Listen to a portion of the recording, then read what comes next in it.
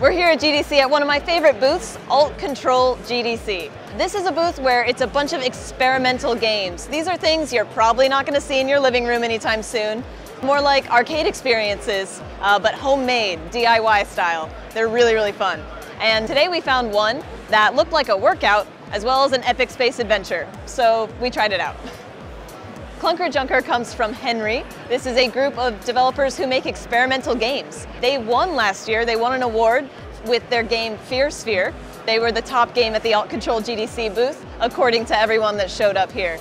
So this year they showed up with Clunker Junker. This is a space exploration and asteroid fighting game.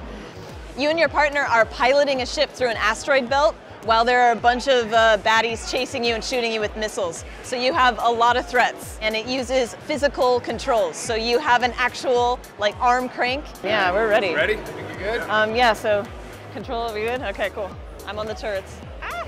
You have 4 control panels. They're made out of wood and metal, and they have hinges on the front, little doors.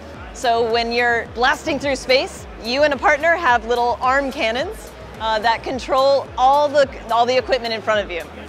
So someone is on navigation, turning the top of one of the panels to steer the ship, and someone else is controlling the turrets and shooting wherever they turn their gun. And then when you get hit by a missile or you run into an asteroid, the panels will actually fall down. And the ship will start breaking apart in front of you.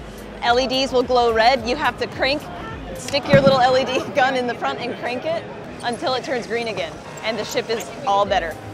So apparently it takes about 7 minutes to complete this whole thing, but my colleague Andy and I did not get that far. We tried really hard. It didn't work out. It was a really good time, and yeah, I feel a little stronger too. We're checking out a lot of games at GDC, including some weird experimental ones, so stay tuned to Engadget.com for all the news.